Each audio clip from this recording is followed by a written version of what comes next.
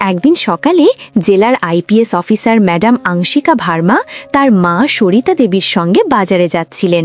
হঠাৎ আংশিকার চোখ পড়ল রাস্তার ওপারে, যেখানে তার তালাকপ্রাপ্ত বাবা অশোক মুচির কাজ করছিলেন।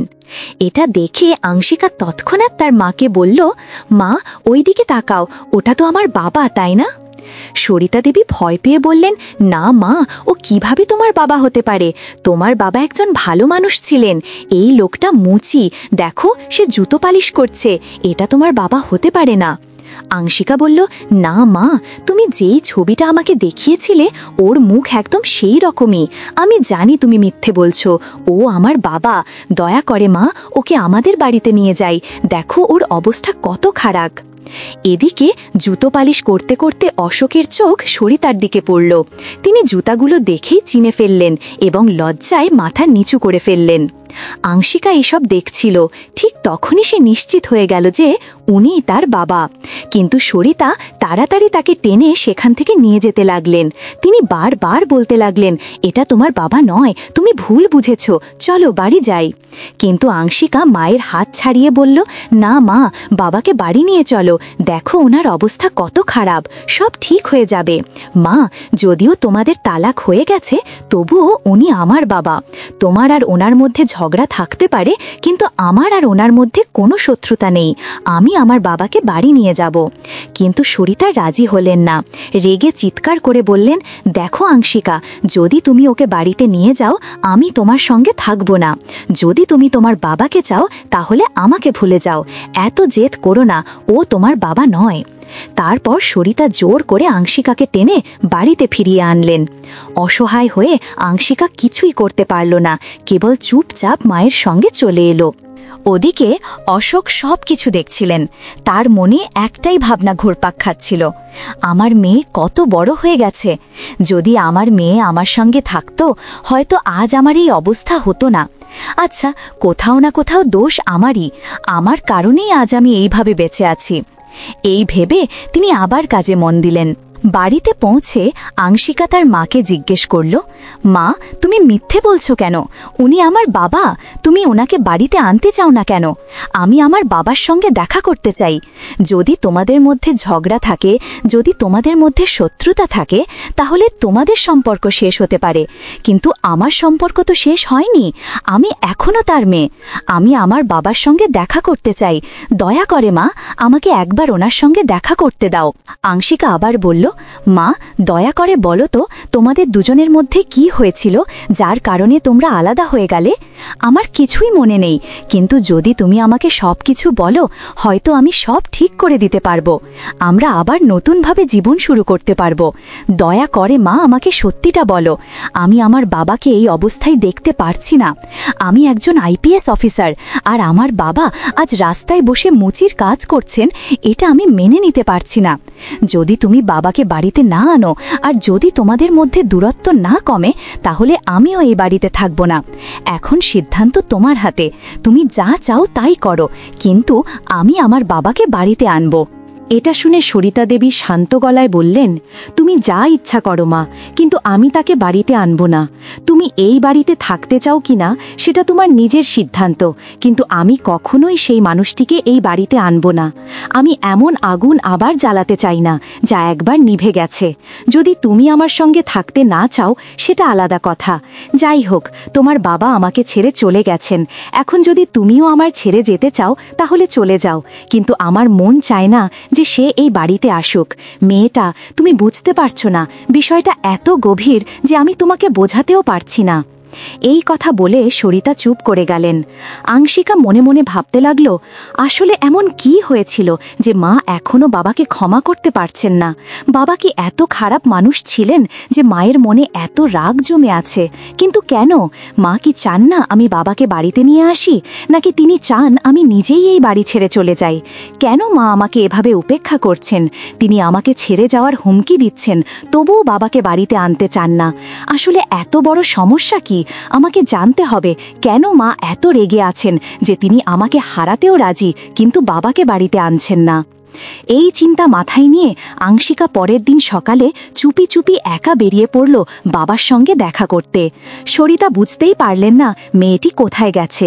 তিনি ভেবেছিলেন আংশিকা হয়তো ডিউটিতে গেছে, কিন্তু আইপিএস অফিসার আংশিকা তখন বাজারে পৌঁছে গেছেন, যেখানে তার বাবা প্রতিদিনের মতো জুতো পালিশ করছিলেন। বাজারে পৌঁছে আংশিকা দেখতে পেলেন তার বাবা আগের মতোই রাস্তায় বসে কাজ করছেন। তিনি তৎক্ষণাৎ গিয়ে তার সামনে দাঁড়িয়ে বললেন, আপনার নাম কি? অশোক তাকিয়ে শান্তভাবে উত্তর দিলেন, আমার নাম অশোক। আংশিকা আবার জিজ্ঞাসা করল, আপনি কোথায় থাকেন? অশোক বললেন, আমার কোনো ঘর বাড়ি নেই, পরিবারও নেই, আমি এখানেই রাস্তার পাশে থাকি, আমার কেউ নেই। এই কথা শুনে আংশিকার চোখে পানি এসে গেল। সে কাঁপা গলায় বলল, আপনি কি আমাকে চিনতে পারছেন? অশোক লজ্জায় মাথা নিচু করে শান্ত স্বরে বললেন, না, আমি তোমাকে চিনি না। তুমি কে? আমি কি তোমাকে আগে কখনো দেখেছি? আংশিকা মনে মনে ভাবতে লাগল, বাবা মিথ্যে বলছেন কেন? নিশ্চয়ই উনি আমাকে চিনেছেন, কারণ সেদিন উনি আমাকে মায়ের সঙ্গে দেখেছিলেন। সে আবার বলল, আপনি আমাকে চিনছেন না? আমার নাম আংশিকা, মনে আছে? হয়তো আপনি আমাকে কোথাও দেখেছেন। অশোক মৃদু হাসি দিয়ে বললেন, না সোনা, আমি তোমাকে কোথাও দেখিনি। আমার সব মনে আছে, কিন্তু আমি জানিও না আংশিকা কে। হয়তো তুমি আমাকে চিনো, কিন্তু আমি তোমাকে চিনি না মা। এই কথা শুনে আংশিকার বুকটা কেঁপে উঠল, কিন্তু একই সঙ্গে একটু স্বস্তিও পেল, কারণ তার বাবার মুখে সে প্রথমবার মা শব্দটা শুনেছিল। সঙ্গে সঙ্গেই সে বলল, তুমি আমার বাবা, তুমি মিথ্যে বলছো। আমি জানি তুমি আমার মায়ের সঙ্গে বিবাহিত ছিলে, আর আমি তোমার মেয়ে। আমি জানি না তোমাদের মধ্যে কি ঘটেছিল বা কেন তোমাদের সম্পর্ক ভেঙে গেল, কিন্তু এখন আমি তোমাদের দুজনকে একসাথে দেখতে চাই। আমার স্বপ্ন হলো আমার মা আর বাবা আবার একসাথে থাকবেন। এই কথা শুনে অশোক ভয় পেয়ে বললেন, তুমি কি বলছো? আমি তো বিবাহিতও নই, তুমি হয়তো অন্য কারো কথা বলছো। আমি কারো বাবা নই। এই কথা শুনে আংশিকা মনে মনে ভাবতে লাগল, বাবা মিথ্যে বলছেন। মা আর বাবা দুজনেই একে অপরের সঙ্গে দেখা করতে চান না, কিন্তু আমি যেভাবেই হোক তাদের একসাথে করব। সে আবার বলল, দেখো বাবা, আমি জানি তুমি আমার বাবা, আর আমি তোমাদের দুজনের সঙ্গেই থাকতে চাই। যতই লুকাও বা পালাও না কেন, আমার সঙ্গে বাড়ি চলো। তুমি কেন এমন করছো? এটা তোমার জন্য মানায় না। আমি একজন আইপিএস অফিসার, আর একজন আইপিএস অফিসারের বাবার এইভাবে থাকা উচিত নয়। দয়া করে বাবা, চলো আমরা বাড়ি যাই। এই কথা শুনে অশোকের চোখ ভিজে গেল। চোখের জল মুছে তিনি বললেন, না মা, আমি তোমার বাড়িতে যাব না। ওটা তোমার বাড়ি, আমার নয়। তুমি সেখানে থাকতে পারো, কিন্তু আমি সেখানে যাব না। হ্যাঁ, আমি বলেছি, এটাই আমার শেষ কথা। আমি এখানেই থাকি, আমার মা, এবং এখানেই থাকব। আমার কারো বাড়িতে যাওয়ার দরকার নেই। আমি এখানে ভালো আছি, তুমি বাড়ি ফিরে যাও। এই কথা শুনে আংশিকা বুঝে গেল, এভাবে তার বাবা মাকে একত্র করা সহজ হবে না। এখন তাকে অন্য উপায় খুঁজে বের করতে হবে। সে জানতে চাইল, আসলে তার মা আর বাবার মধ্যে কি ঘটেছিল, কি কারণে তাদের সম্পর্ক ভেঙে গিয়েছিল। তাদের আবার একত্র করার জন্য যা কিছু দরকার সে করবে, এই সিদ্ধান্ত সে মনের ভেতর নিল। পরের দিন সকালে আংশিকা তার মাকে জিজ্ঞাসা করল, মা, তোমার কি কোনো বন্ধু নেই? সরিতা দেবী একটু অবাক হয়ে বললেন, কেন থাকবে না মা, আমার অনেক বন্ধু ছিল, পুরুষ আর মহিলা দুজনেই। এখনও এক দুজনের সঙ্গে যোগাযোগ আছে, ঠিক যেমন তোমার অনেক বন্ধু আছে আমারও ছিল। কিন্তু হঠাৎ তুমি এমন প্রশ্ন করলে কেন মা? আংশিকা হেসে বলল, না মা, আমি তো শুধু জানতে চাইছিলাম, ভাবছিলাম তোমার কোনো ঘনিষ্ঠ বন্ধু আছেন কিনা। আমাদের বাড়িতে তো কেউ আসে না, তাই জিজ্ঞাসা করলাম। আংশিকার কথায় সরিতা সন্দেহ করে ফেললেন। তিনি বললেন, সত্যি করে বলো মা, তুমি এমন প্রশ্ন করলে কেন? আংশিকা বলল, মা, আমি তো শুধু জানতে চেয়েছিলাম, কারণ তুমি কখনো তোমার বন্ধুদের আমাদের বাড়িতে দাওয়াত করো না, উৎসবের সময়ও কাউকে আসতে বলো না। তাই ভাবছিলাম, যদি তোমার কোনো ভালো বন্ধু থাকে তাহলে ওদের একদিন দাওয়াত করা উচিত। সবাই মিলে একসাথে গল্প করব, খুব ভালো লাগবে। আংশিকার কথা শুনে সরিতা হাসলেন। হ্যাঁ মা, তুমি ঠিক বলেছ। আমার কিছু বন্ধু কাছাকাছিই থাকে, তাদের মধ্যে একজন বিবাহিত। আমি যদি তাকে আমন্ত্রণ জানাই, সে নিশ্চয়ই আসবে। পরের দিন সরিতা দেবীর বন্ধু ললিতা তাদের বাড়িতে এলেন। সবাই একসঙ্গে খাওয়া দাওয়া করল, অনেক গল্প হলো, হাসি ঠাট্টাও হলো। এরপর যখন ললিতা বাড়ি ফেরার প্রস্তুতি নিচ্ছিলেন তখন আংশিকা বলল, আচ্ছা আন্টি, আপনি বাড়ি গেলে আপনার নম্বরটা দিন না, মাঝে মাঝে ফোনে কথা বলবো। ললিতা হেসে তার নম্বর দিলেন। আংশিকা সেটি লিখে রাখল। পরের দিন আংশিকা ললিতাকে ফোন করল। সে বলল, মাসি, আমি কি আপনার সঙ্গে দেখা করতে পারি? আমার কিছু গুরুত্বপূর্ণ বিষয়ে আপনার সঙ্গে কথা বলতে হবে। আপনি এখন কোথায় আছেন? আমি কোথায় আসব? ললিতা একটু অবাক হয়ে বললেন, কেন মা, কি ব্যাপার? তুমি কি ফোনেই বলতে পারো না? আংশিকা উত্তর দিল, না মাসি, ব্যাপারটা একটু ব্যক্তিগত। আমি আপনার সঙ্গে সরাসরি কথা বলতে চাই, এটা খুব গুরুত্বপূর্ণ। ললিতা বললেন, আচ্ছা মা, তুমি যদি আমার বাড়িতে আসতে চাও চলে এসো, আমাদের কথাগুলো এখানেই হবে। এরপর আংশিকা ললিতা বাড়িতে গেল। সেখানে বসেই সে প্রশ্ন করল, মাসি, দয়া করে বলুন তো, আমার মা আর বাবার ডিভোর্স কেন হলো? তাদের আলাদা হওয়ার কারণ কি ছিল?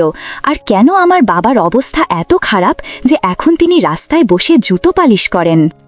এই কথা শুনে ললিতা বলতে শুরু করল, যখন তোমার মা আর বাবা বিয়ে করেছিলেন প্রথম 1 বছর সবকিছুই ঠিকঠাক চলছিল। তারপর তুমি জন্মালে। তোমার জন্মের 1 বছর পর তোমার বাবার অফিসে একটা মেয়ে ছিল। তোমার বাবার সঙ্গে সেই মেয়ের সম্পর্ক তৈরি হয়। প্রায় 2 বছর সেই সম্পর্ক চলেছিল। সেই মেয়েটা তোমার বাবার কাছ থেকে অনেক কিছু নিয়েছিল।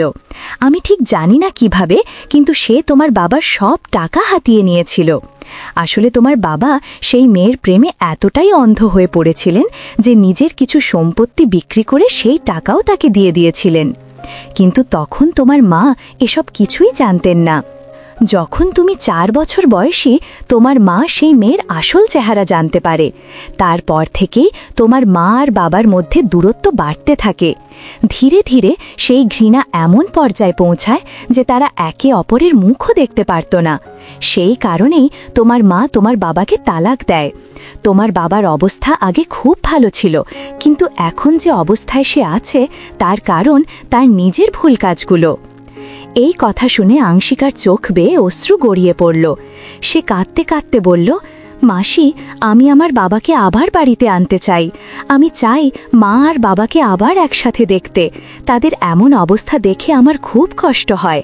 তুমি কি আমাকে সাহায্য করবে যাতে তারা আবার এক হয়? ললিতা বলল, হ্যাঁ, আমি তোমাকে সাহায্য করব, কিন্তু কিভাবে করব বলো তো? তোমার মা তো অশোককে ভীষণ ঘৃণা করে। সে আর কখনো তাকে মেনে নেবে না। আমি যদি কখনো তার সঙ্গে এই বিষয়টা নিয়ে কথা বলার চেষ্টা করি, সে রেগে গিয়ে বলে দেয় যেন তার সামনে অশোকের নামও না তুলি। এখন আমি কি করতে পারি? আংশিকা দৃঢ়ভাবে বলল, তুমি পারবে মাসি। আজই চলো, আমরা দুজন বাবার কাছে যাই এবং তাকে বাড়িতে নিয়ে আসি। সে হয়তো সহজে রাজি হবে না, কিন্তু আমরা তাকে বুঝিয়ে রাজি করাবো। আমাদেরই তাকে বোঝাতে হবে যে তাকে এখন বাড়ি ফিরতেই হবে। হয়তো সে রাজি হবে। ললিতা একটু ভেবে বলল, ঠিক আছে, যদি তুমি তাই চাও তাহলে চেষ্টা করে দেখি কি হয়। আমরা দুজন মিলে অশোকের কাছে যাব। ললিতা গিয়ে অশোককে বলল, দেখো অশোক, আমি তোমার অবস্থা বুঝতে পারছি। আমি জানি তুমি যেতে চাও না, কিন্তু তুমি কি তোমার মেয়ের জন্য একবার বাড়ি যেতে পারো না? তুমি কি দেখতে পাচ্ছ না তোমার মেয়ে তোমাকে দেখার জন্য কতটা ব্যাকুল? তুমি কি তার অনুরোধটুকু শুনবে না? আংশিকা কাঁদতে কাঁদতে বলল, বাবা, তোমাকে বাড়ি ফিরতেই হবে। তোমাকে এভাবে নিচু কাজ করতে দেখে আমার খুব খারাপ লাগে। আমি এখন একজন আইপিএস অফিসার, আর এটা তোমার ভালো লাগে না জানি। আমি মানছি তোমার আর মায়ের মধ্যে সম্পর্ক নেই, কিন্তু আমার আছে। আমি তোমার মেয়ে বাবা, দয়া করে বাড়ি চলো, তোমাকে বাড়ি যেতেই হবে।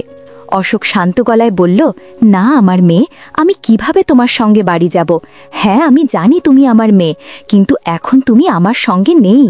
আইন অনুযায়ী তুমি সরিতার মেয়ে, আর তুমি সেখানে ভালো আছো। আমি তোমাকে সুখ দিতে পারবো না।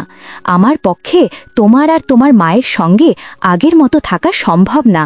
এসব ভুলে যাও আর তোমার কাজেই মন দাও। আংশিকা মনে মনে ভাবল, বাবাকে বাড়ি ফেরাতে হলে আমাকে একটা মিথ্যা বলতে হবে, তাহলেই সে রাজি হবে। তারপর সে বলল, না বাবা, তুমি ভুল বলছো। তুমি আমার বাবা, আর আমি তোমাকে বাড়ি নিয়ে যাবই। মা তোমাকে ফোন করেছেন, এখন সব কিছু ঠিক আছে। দয়া করে বাবা, তুমি বাড়ি ফিরে এসো। আমরা আবার সুখে থাকব, নতুন করে শুরু করব, আর কোনো ভুল হবে না। দয়া করে আমার সঙ্গে বাড়ি চলো। আংশিকা তার বাবাকে মিথ্যে বলে বোঝাল যে তার মা তাকে বাড়িতে ডেকেছেন। এই কথা শুনে অশোক রাজি হয়ে গেল আর তারা তিনজন একসাথে বাড়ি ফিরল। বাড়িতে পৌঁছানোর সঙ্গে সঙ্গেই সরিতা অশোককে দেখল আর রেগে গিয়ে আংশিকাকে ধমক দিয়ে বলল, কে এলে আমার বাড়িতে? কাকে তুমি নিয়ে এসেছো? তুমি কি ঠিক আছো? তুমি জানো তুমি কি করছো? আমি তোমাকে স্পষ্টভাবে না করেছিলাম, তবুও তুমি এই কাজ করলে। আমি যদি জানতাম তুমি এমন কিছু পরিকল্পনা করছো, তাহলে তোমাকে বাড়ির বাইরে পা দিতেও দিতাম না। সরিতার রাগ দেখে অশোক পিছিয়ে যেতে লাগল। ঠিক তখনই আংশিকা এগিয়ে এসে তাকে থামিয়ে বলল, বাবা, এই বাড়িটা আমারও, তুমি কোথাও যাবে না, তোমাকে এখান থেকে যেতে হবে না। আমি তোমার মেয়ে, অপরিচিত কেউ নই। দয়া করে বাবা, আমার কথা শোনো, মাকে মন থেকে ক্ষমা চাও। কিন্তু অশোক ক্ষমা চাইতে রাজি হল না, আর সরিতাও নরম হল না। তখন ললিতা বলল, সরিতা, দেখো, আমি জানি তোমাদের দুজনের মধ্যে কি ঘটেছিল আর তুমি কত কষ্ট পেয়েছ, কিন্তু এখন তোমার মেয়ের জন্য একবার ভাবো। সে এখন বড় হয়েছে আর সে মনে করে তার বাবা ছাড়া তার জীবন অসম্পূর্ণ। এই কারণেই সে এত চেষ্টা করছে। তাই দয়া করে একবার রাজি হও, তোমাদের দুজনকে আবার এক হতে দাও, এটা সবার জন্যই ভালো হবে। তারপর আংশিকা চোখের জল ফেলতে ফেলতে বলল, মা, আমি তোমাকে অনুরোধ করছি, দয়া করে তোমরা আবার একসাথে থেকো। আমি আর কিচ্ছু চাই না, আমি শুধু তোমার সুখ চাই। যদি তোমরা আবার মিলিত হও, সেটাই হবে আমার সবচেয়ে বড় সুখ। আংশিকার কান্না দেখে অশোকের চোখেও জল এসে গেল আর সরিতাও ধীরে ধীরে ভেঙে পড়ল। চোখের জল মুছে সরিতা আস্তে করে অশোকের হাত ধরল। তারা দুজনে একে অপরকে জড়িয়ে ধরল। এভাবেই নিজের সাহস আর বুদ্ধিমত্তা দিয়ে আংশিকা তার বাবা মাকে আবার এক করল এবং তার বাবাকে বাড়িতে ফিরিয়ে আনতে সক্ষম হল। ভিডিওটি ভালো লাগলে চ্যানেলটিকে লাইক আর সাবস্ক্রাইব করে দিও।